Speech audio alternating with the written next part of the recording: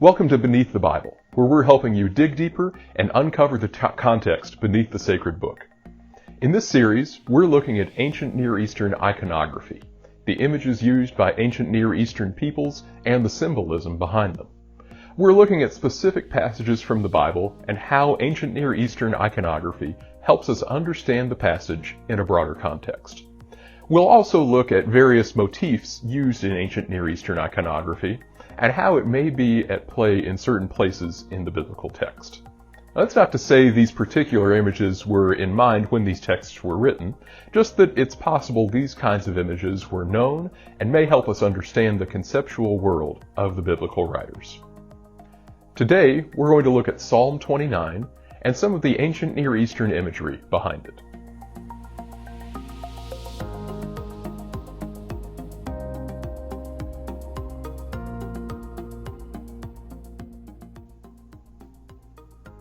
Psalm 29 is a hymn of praise composed of three segments. In the first segment, verses 1 and 2, the divine assembly in heaven is called upon to praise God. The psalm starts, "Ascribe to the Lord, you heavenly beings, ascribe to the Lord glory and strength. Ascribe to the Lord the glory due his name. Worship the Lord in the splendor of his holiness." The middle segment is the longest, verses 3 through 9, and it recounts the justification for the call to praise in verses 1 and 2. The justification for the call to praise is given in the form of an overwhelming display of cosmic power. This is a theophany, or a self-revelation of God, in the form of a thunderstorm that moves from the Mediterranean over Lebanon and into the desert. Verse 3 says, "The voice of the Lord is over the waters. The God of glory thunders. The Lord thunders over the mighty waters. The voice of the Lord is powerful. The voice of the Lord is majestic. The voice of the Lord breaks the cedars. The Lord breaks in pieces the cedars of Lebanon. He makes Lebanon leap like a calf, Sirion like a young wild ox. The voice of the Lord strikes with flashes of lightning. The voice of the Lord shakes the desert. The Lord shakes the desert of Kadesh. The voice of the Lord twists the oaks and strips the forests bare. And in his temple all cry glory."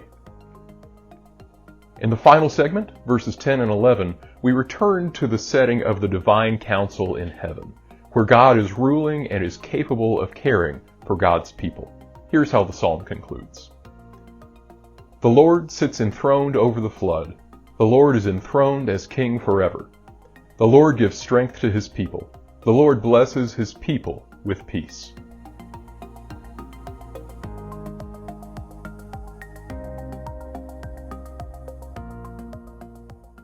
There's a lot of Near Eastern imagery being deployed here.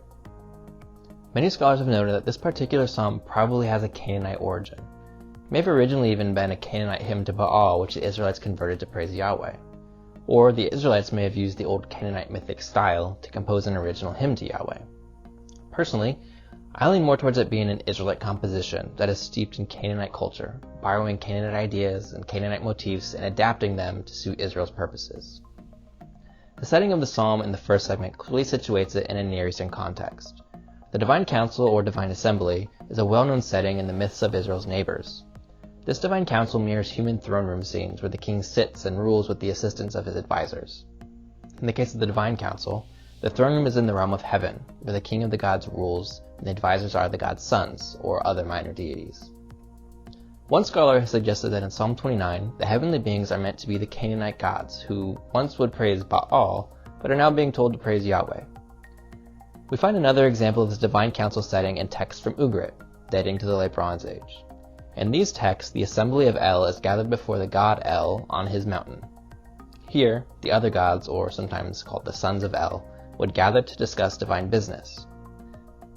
The divine council is not often depicted visually in the ancient world, but one possible example we have is this impression from a cylinder seal from the site of Mari in Syria. It shows divine beings assembling before the king of the gods in his divine residence. A drawing of the impression makes it a little bit easier to see what's going on. The god El is shown seated. He has a horned helmet indicating his divine status, and he has long robes and a scepter indicating his dignified status as king of the gods. Approaching El on his mountain are two female deities. They stand on two streams which flow out of El's mountain, and this water is fertilizing, as evidenced by the vegetation sprouting from the female deities. However, the water is also dangerous, because the storm god, probably Baal here, is seen with a lance spearing the water. This dual role of water as both life-giving and dangerous is commonly seen in the ancient world, where water was desperately needed in the form of rain for crops. It was also seen as a chaotic force, opposing the creative works of God. We see this dual role of water in the middle segment of Psalm 29. These verses recount the reason for praise, God's theophany in the storm.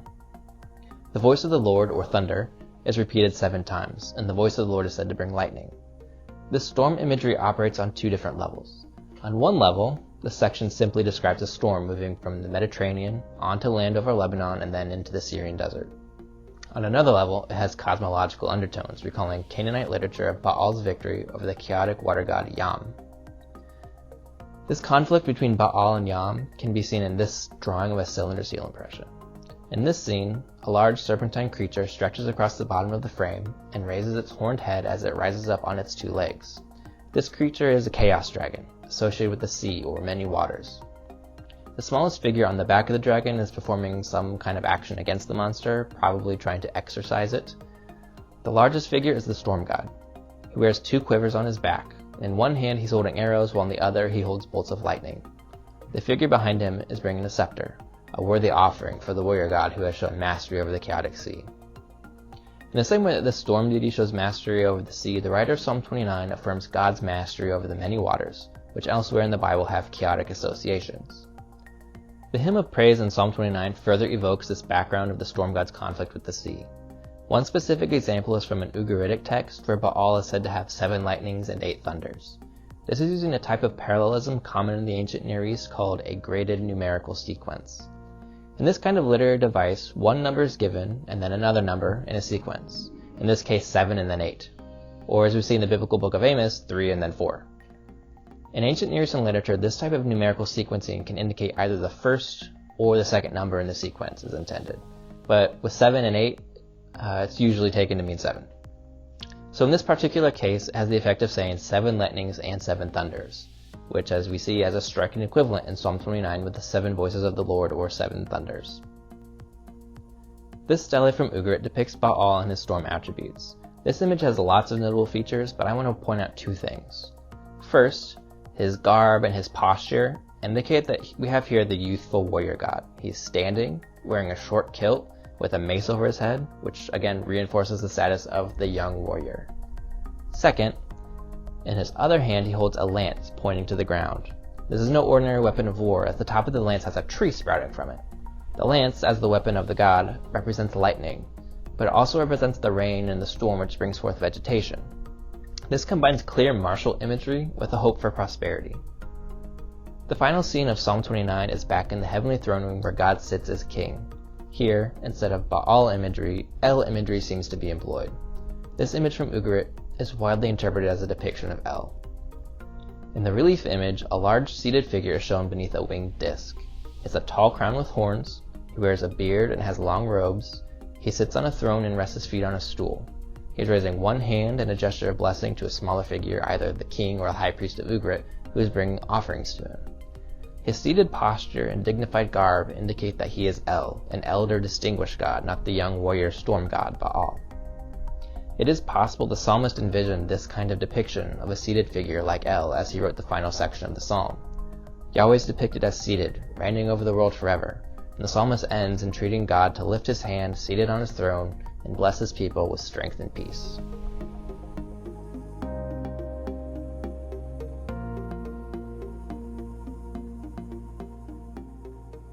So now the big question. How does the imagery that we see at work in Psalm 29 help us understand this psalm?